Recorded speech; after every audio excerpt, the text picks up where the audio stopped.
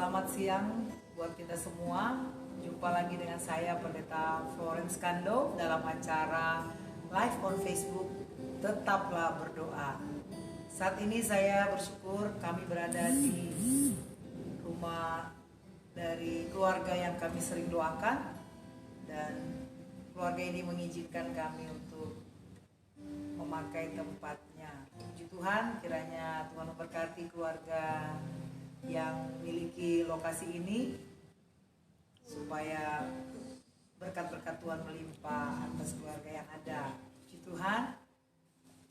Sebelum kita berdoa, kita memuji Tuhan, kita menyanyi, kita akan belajar firman Tuhan.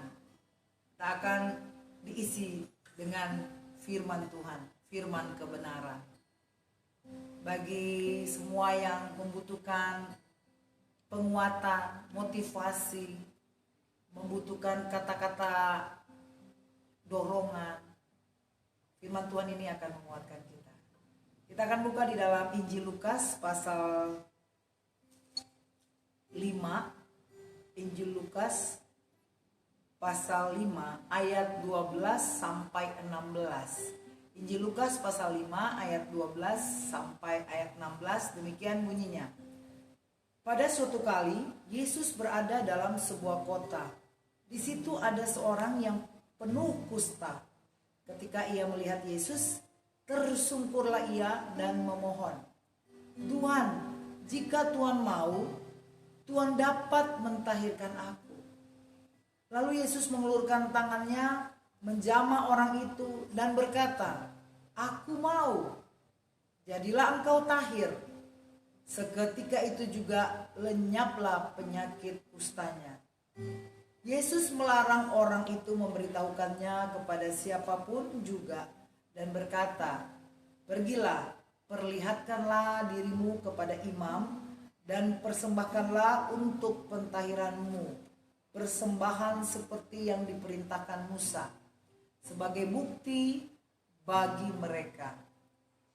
Tetapi kabar tentang Yesus makin jauh tersiar, dan datanglah orang banyak berbondong-bondong kepadanya untuk mendengar dia dan untuk disembuhkan dari penyakit mereka.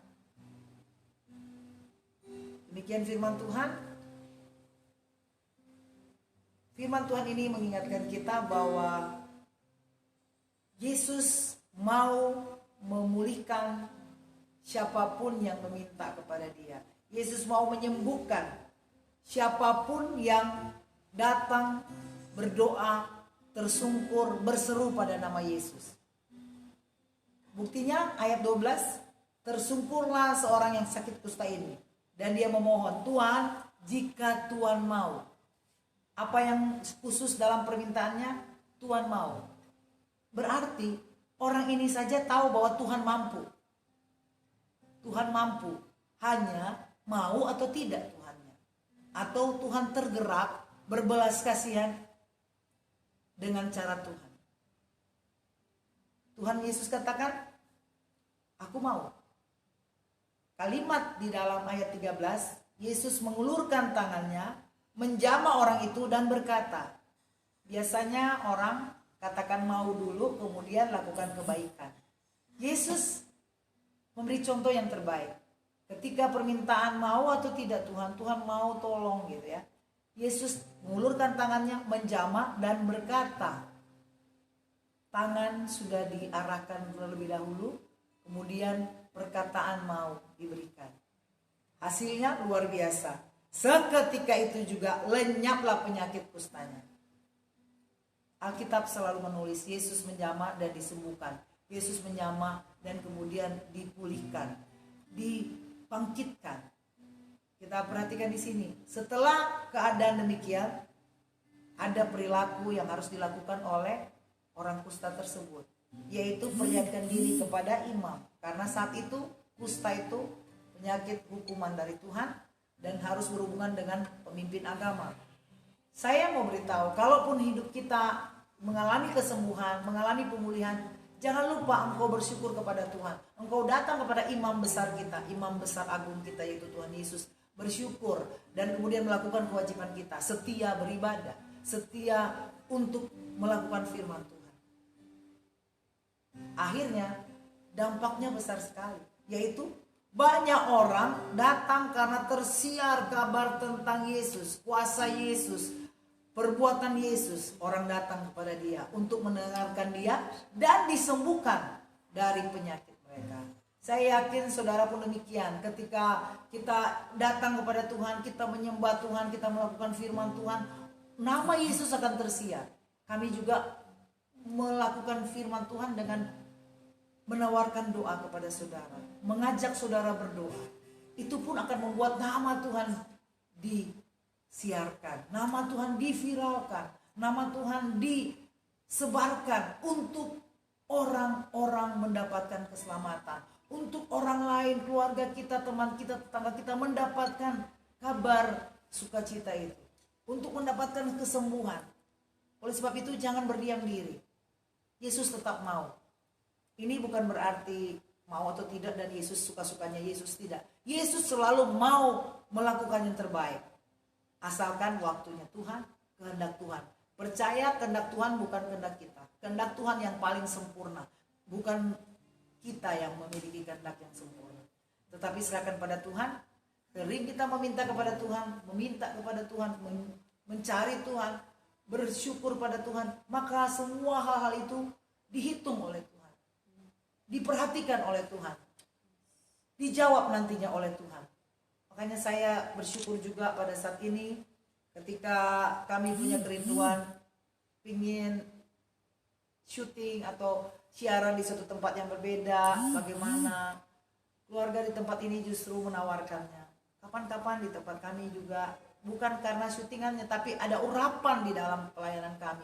Kami juga mau memberkati rumah di mana kami datangi. Jadi kalau saudara bisa berdoa, Tuhan mau nggak, boleh nggak kami begini, melakukan pelayanan begini, Tuhan juga mau. Apalagi kalau seizin Tuhan semuanya dan Tuhan yang tetapkan untuk kami lakukan pelayanan ini. Itu pun kami alami. Kalau di antara saudara sekalian ada yang sakit, bilang ya Tuhan, berikanlah belas kasihan-Mu, kemurahan-Mu Tuhan, berlakulah buat saya, jawablah doa saya. Tidak mengapa, jangan malu mau bersyukur, meminta kepada Tuhan. Ini orang yang kusta ini meminta di banyak orang. Suatu waktu mungkin pemikiran dia bisa jadi Tuhan tolak, enggak, aku enggak mau. Ya. Nanti besok saya akan bawakan bagaimana Tuhan nolak, tapi tetap ada mujizat. Hanya Tuhan menguji. Jadi Tuhan bukan manusia yang bisa pakai perasaan untuk artinya aku benci sama kamu, aku nggak mau kamu berhasil. Bukan demikian. Tuhan kita mau selalu engkau yang terbaik, engkau mengalami yang baik, engkau mengalami yang baik karena Tuhan Yesus baik. Haleluya. Jadi Tuhan mau menyembuhkan engkau, Tuhan mau memulihkan engkau, Tuhan mau memberikan engkau yang terbaik. Engkau makin naik dalam jenjang karirmu, usahamu diberkati Tuhan, asalkan Tuhan yang engkau libatkan dalam hidupmu. Haleluya. Supaya ada juga dampak yang besar ketika engkau juga dipulihkan dan melakukan firman. Itu harus satu paket. Engkau dipulihkan, engkau diberikan kesembuhan, engkau harus melakukan firman Tuhan, maka firman Tuhan itu tersebar, kuasa nama Tuhan itu menyebar, menjamah pribadi lepas pribadi.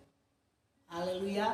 Saya yakin banyak orang yang akan dipulihkan oleh Tuhan lewat pelayanan kami, karena kami memulai juga dengan doa puasa.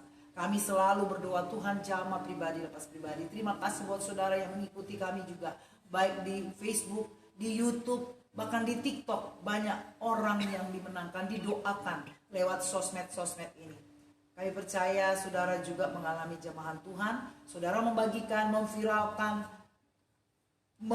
menyebarkan, menyiarkan pelayanan kami ini. Saudara pun diberkati Tuhan. Karena ayat 15 katakan, kabar tentang Yesus makin jauh tersiar dan datanglah orang banyak berbondong-bondong. Zaman sekarang makin diviralkan, makin tersiar lewat sosmed nama Yesus. Dan orang bukan datang pada kami. Kami hanya alatnya Yesus. Dan biarlah Yesus yang ditinggikan. Haleluya. Puji Tuhan. Kita akan berdoa dan pokok-pokok doa yang akan kita doakan bantu untuk mendoakannya. Kita nyanyi lagu yang berkata, dalam nama Yesus ada kemenangan, sakit disembuhkan. Dalam nama Yesus, dalam nama Yesus ada kemenangan. Dalam nama Yesus, dalam nama Yesus sakit disembuhkan. Dalam nama Tuhan Yesus siapa dapat melawan? Dalam nama Tuhan Yesus sakit disembuhkan. Dalam nama Yesus, dalam nama Yesus ada kemenangan. Dalam nama Yesus, dalam nama Yesus sakit disembuhkan.